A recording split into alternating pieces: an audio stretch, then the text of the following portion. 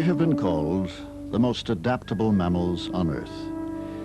They are perhaps nature's most perfectly evolved hunters, elusive, powerful, swift, and secretive. They were once the most widely distributed predator in the Western Hemisphere. For centuries, they have lived in myth, legend, and imagination.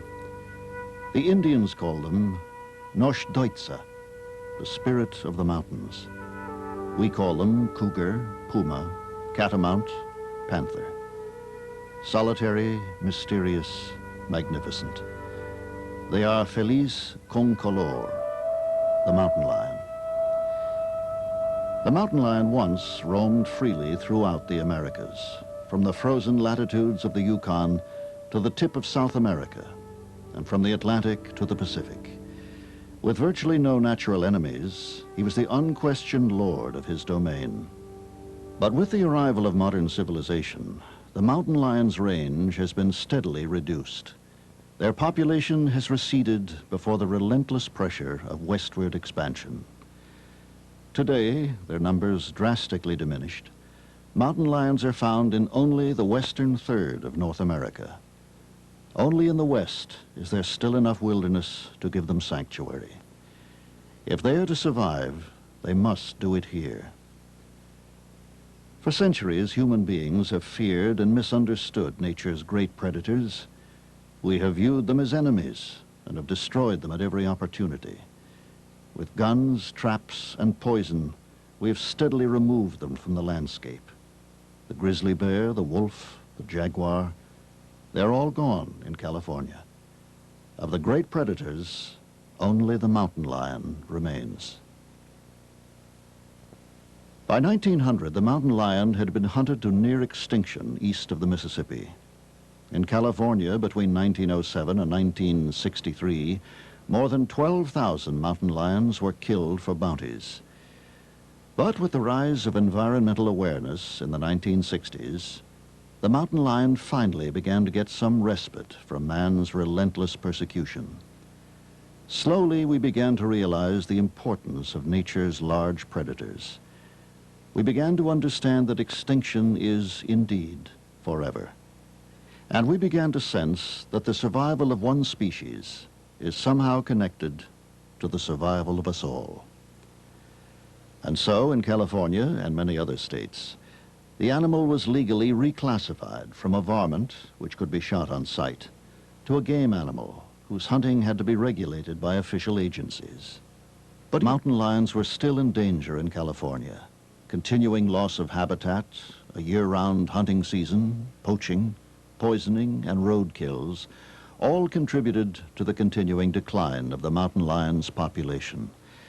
By 1971, it was estimated that only 600 of them remained in California. Time was running out.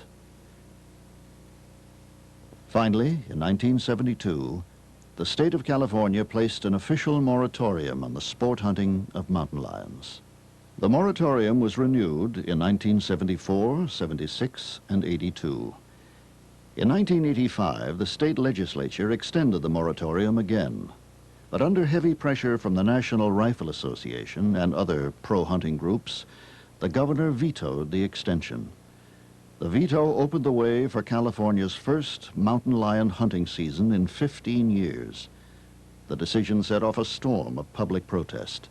Dozens of newspaper and broadcast editorials throughout the state opposed the reopening of a lion hunting season. Bolstered by this support, a coalition of environmental and animal protection groups brought a lawsuit challenging the adequacy of mountain lion studies by the state's Department of Fish and Game. The suit led to a court decision which blocked the 1987 hunting season. Once again, the California mountain lion had become a center of controversy. Today, California's mountain lions can be found in the high desert that stretches across the state's southern sector, in the Sierra Nevada range, and in the mountainous country that reaches from the Oregon border to the Central Coast ranges between Monterey and Santa Barbara. But because they are so secretive and elusive, mountain lions are difficult to find, track, and study. Even the official 1971 figure, which placed the lion's population at 600 animals, was at best an educated guess. The fact is that we simply do not know enough about the state's mountain lion population or habitat requirements to make informed policy decisions on how best to manage the species. No comprehensive, long-term, statewide studies of the mountain lion have ever been undertaken. That's why the continuing protection provided by the moratorium is so crucial. What we do know is that a number of misconceptions persist about mountain lions. Myths which must be laid to rest if we are to properly understand and protect these remarkable animals. Myth number one: the increase in California's mountain lion population has contributed to a significant decline in the deer population in many parts of the state. Fact: numerous studies, including some by the State Department of Fish and Game, show that the declining deer population is due primarily to loss of habitat and reduction in food supply. Deer are not threatened by mountain lions, but by competition from livestock, poaching, and road kills. Reducing the mountain lion population will not increase the deer population. Myth number two: mountain lions have become the major cause of livestock depredation in California. Fact: a 1987 state animal damage control report stated that coyotes and wild and domestic dogs were far more dangerous to livestock than mountain lions. In addition, the moratorium on the sport hunting of mountain lions has never prohibited farmers and ranchers from killing any mountain lion which preys on their livestock. Myth number three: reopening a mountain lion sport hunting season would help to reduce livestock depredation. Fact: in states where the hunting of mountain lions is still legal, like Arizona and New Mexico, reports of livestock depredation have remained unchanged or even increased, despite the killing of hundreds of lions. Since the beginning of the moratorium in California, there has been an increase in reported public sightings of mountain lions. This increase has helped to create myth number four, which is that the state's mountain lion population has increased to a level where sport hunting should once again be permitted. Fact: there are now 3 times as many people in California as there were in 1945. And in that same period, nearly 5 million acres of wildlife habitat have been lost to urban and agricultural development.